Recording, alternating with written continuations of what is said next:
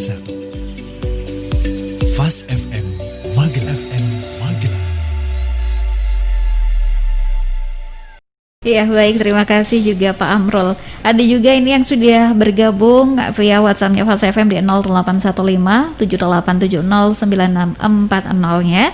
Selamat pagi, saya ibu dari seorang putri di usia kelas 3 sekolah dasar. Kebetulan juga baru 1, bertempat tinggal di Panca Arga ini Pak. Salah satu hikmah dari selama pandemi ini insya Allah menjadi hikmah luar biasa untuk saya sebagai wanita karir yang kebetulan memang bekerja dan baru malam kadang jam 7 bisa bertemu lagi dengan buah hati saya. Ada hikmahnya adalah saya semakin dekat dengan buah hati satu-satunya, tapi juga ini ada perasaan ketika saya meninggalkan bekerja, ini timbul rasa bersalahnya saya ketika dia harus belajar ditemani kadang anggota keluarga atau pengasuhnya. Nah, ini saya yang memang belum bisa untuk mengatur perencanaan pada diri saya. Apa Pak yang harus bisa saya terapkan untuk mendidik buah hati satu-satunya ini di tengah pandemi dan juga saat saya menjadi wanita karir seperti sekarang ini? Terima kasih. Baik, ada 2 permasalahan di sini Mbak Nisa, yaitu perencanaan dan menghilangkan rasa bersalah tadi. Saya akan menjawab dari perencanaan tadi. Kalau belum direncanakan, lakukan sekarang juga. Jadi tidak ada kata terlambat. Kalau memang belum ada perencanaan dalam proses mengasuh anak tadi, harus kita rencanakan. Kemudian bagaimana caranya agar tidak merasa bersalah ketika meninggalkan anak belajar dengan orang lain sementara si ibu harus bekerja. Hal yang harus ditekankan di sini adalah setiap pekerjaan pasti ada risikonya. Iya. Jadi ketika seorang ibu memilih menjadi double tanggung jawab, satu menjadi wanita karir dan satu jadi ibu rumah tangga, salah satu risikonya adalah ini. Nah, untuk meminimalisir risiko itu bisa dibarengi dengan cara ketiga tadi, memberikan apresiasi. Iya. Baik itu kepada anak maupun kepada diri sendiri, terutama kepada anak. Bagaimana rasa bersalah itu bisa tertutup dengan apresiasi yang diberikan, meskipun rasanya akan berbeda ketika 24 jam menunggui belajar dari rumah anak dan meninggalkan anak belajar dengan orang lain. Tetapi daripada tidak sama sekali, hal itu bisa dilakukan. Jadi memberikan apa yang disukai anak ketika si anak berhasil untuk menyelesaikan sebuah target. Ini ibarat ya semacam hadiah lah, hadiah atas waktu yang digunakan untuk menyelesaikan sebuah pekerjaan lain. Begitu Mbak Nisa. Ya, terima kasih juga Pak Amrul. Ada juga satu lagi, ini sebetulnya memang banyak curahan hati dari para ibu-ibu, emak-emak. Ya, selamat pagi Pak Amrul.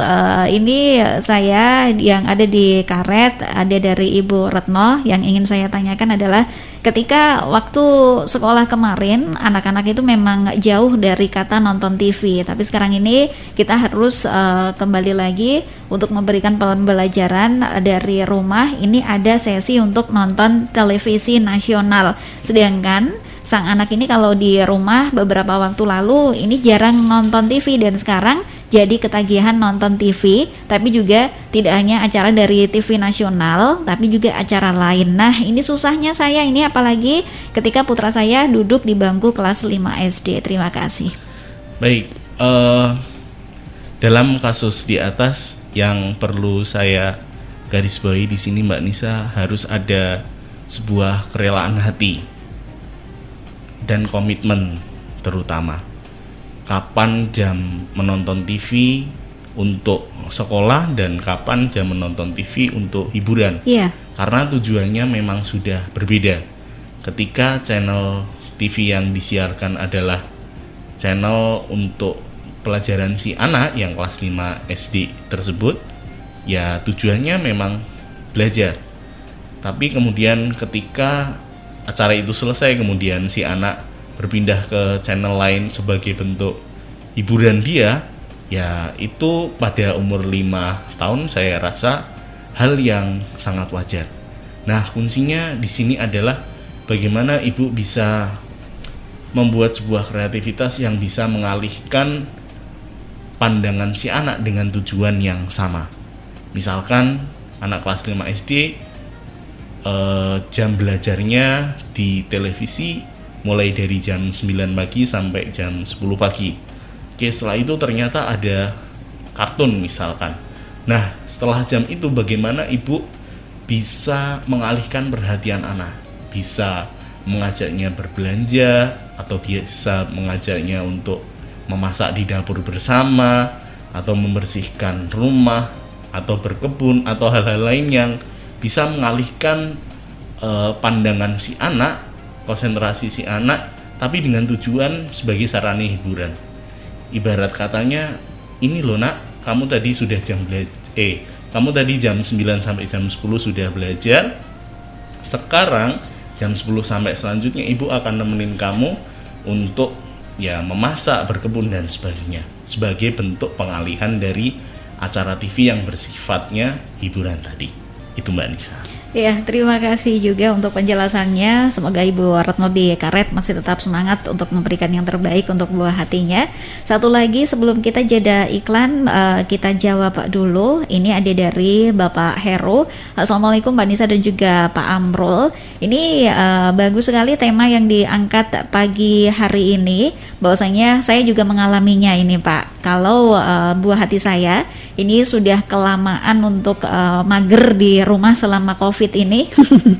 Ini kalau diberi tugas dari sekolah, ini saya harus dengan beberapa rayuan, beberapa untuk memberikan penghargaan. Nanti kalau ini selesai, saya akan berikan hadiah ini atau saya akan belikan ini.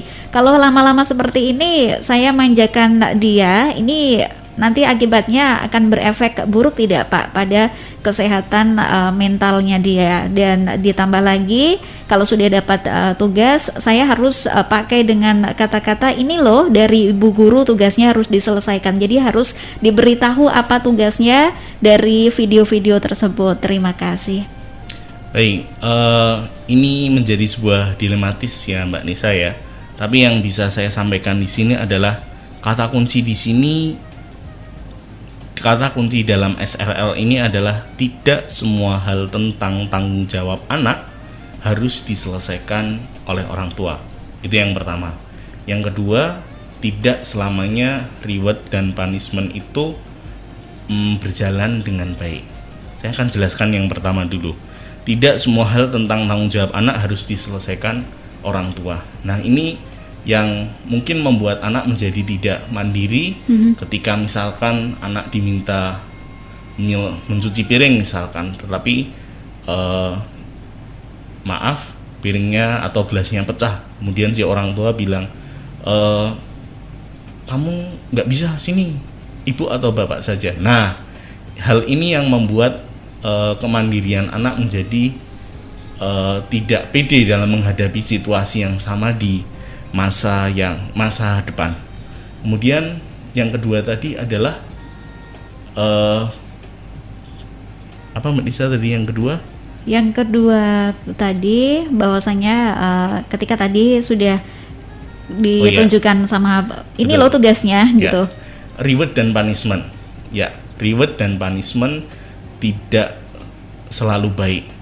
Saya mengatakan seperti itu karena tugas orang tua sejatinya adalah bagaimana menyadarkan si anak bahwa kebutuhan itu adalah belajar adalah kebutuhan dia, bukan kebutuhan dari orang tua itu sendiri. Jadi reward dan punishment itu sebagai sarana saja. Kemudian cara lainnya apa? Kita kembalikan lagi kepada kreativitas orang tua masing-masing. Kalau reward dan punishment sudah mentok, misalkan bisa diganti dengan hal-hal yang membuat si anak itu merasa dihargai, tidak dalam bentuk uang, tidak dalam bentuk materi, tapi apresiasi. Misalkan kamu hebat, terima kasih. Ya, kemudian kata-kata sejenisnya yang bisa menguatkan anak agar bisa lebih mandiri. Itu Mbak Nisa kira-kira. Iya, oke. Kita akan jeda setelah iklan berikut ini, keluarga Fas. Anda jangan kemana-mana, masih sampai berakhir nanti di jam 10. Dialog bersama dengan Himpunan Psikologi Indonesia. Ada Bapak L. Amrul Haq, Magister Psikologi. 90.1 Fas FM, Fazil FM